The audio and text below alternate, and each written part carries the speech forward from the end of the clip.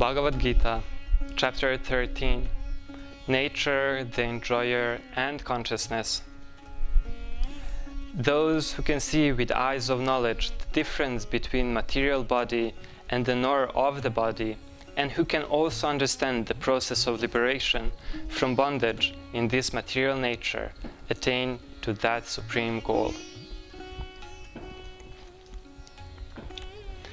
O son of Bharata, as the sun alone illuminates all this universe, so does the living entity, one within the body, illuminate this entire body by consciousness. The sky, due to its subtle nature, does not mix with anything, although it is all-pervading. Similarly, the soul situated in Brahman vision does not mix with the body, though situated in that body. Those with the vision of eternity can see that the imperishable soul is transcendental, eternal, and beyond the modes of matter. Despite contact with the material body, O Arjuna, the soul neither does anything nor is entangled. When a sensible man ceases to see different identities due to different material bodies, and he sees how beings are expanded everywhere, he attains to the Brahman conception. One who can see that in all these activities, no other performer is at work than this material body, which is created of material nature, and he sees how the self does nothing, actually sees. One who can see the Supersoul, equally present everywhere, in all material, in all living beings, does not degrade himself by his mind. Thus, he approaches the transcendental destination. One who can see the Supersoul accompanying the individual soul in all bodies, and who understands that neither the soul nor the Supersoul within the destructible body is ever destroyed, actually sees. O chief of the Bharatas, you should know that whatever you see in existence, both the moving and the non-moving, is only a combination of the field of activities and the knower of the field. Again, there are those who, although not conversant in spiritual knowledge, begin to worship the Supreme Person upon hearing about Him from others. Because of their tendency to hear from authorities, they also transcend the path of birth and death.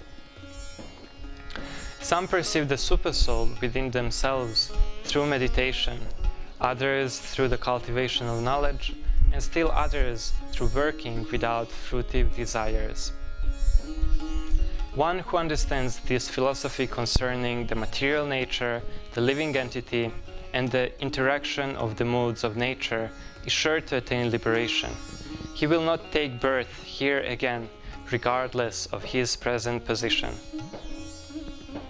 Yet, in this body there is another, a transcendental enjoyer, who is the Lord, the Supreme Proprietor, and who exists as the overseer and permitter, and who is known as the Supersoul.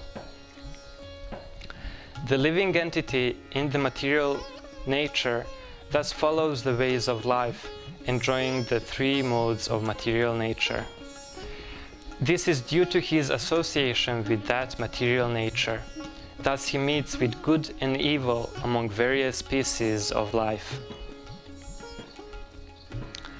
Nature is said to be the cause of all material causes and effects, whereas the living entity is the cause of various sufferings and enjoyments in this world.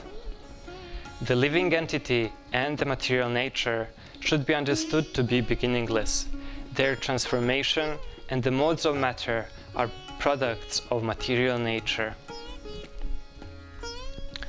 Thus, the field of activities, the body, the knowledge, and the knowable have been summarily described by me. Only my devotees can understand this thoroughly and thus attain to my nature. He is the source of light in all luminous objects. He is beyond the darkness of matter, and he is unmanifested.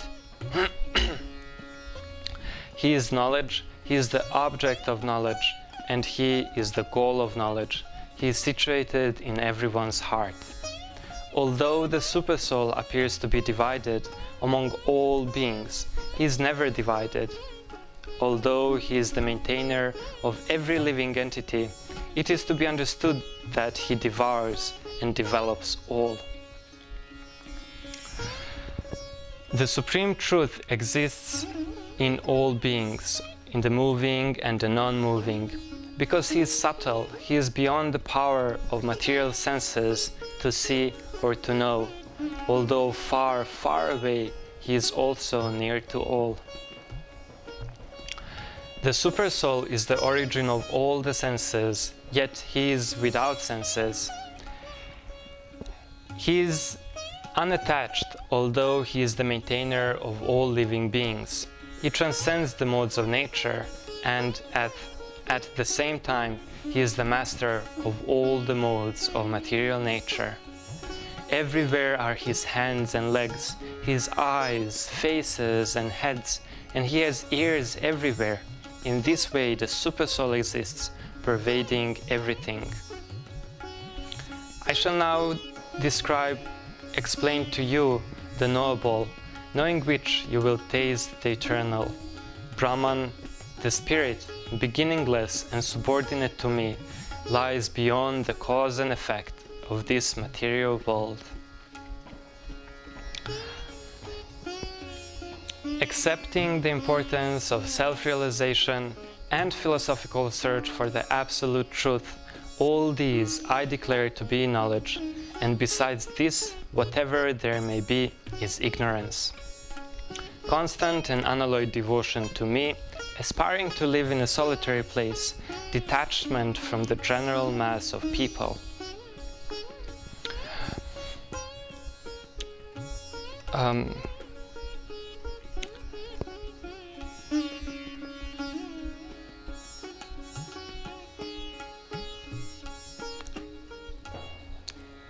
Freedom from entanglement with children, wife, home, and the rest, even-mindedness among pleasant and unpleasant events,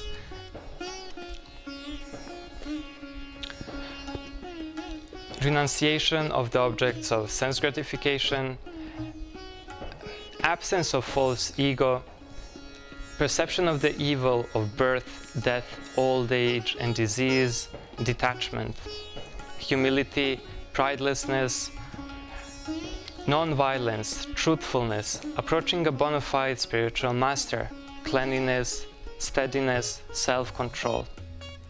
The 5 great elements, the false ego, the intelligence, the 10 senses and the mind, the 5 sense objects, happiness, distress, desire, hatred, the aggregator, the life symptoms, and conviction, all these are considered in summary to be the field of activities and its interactions.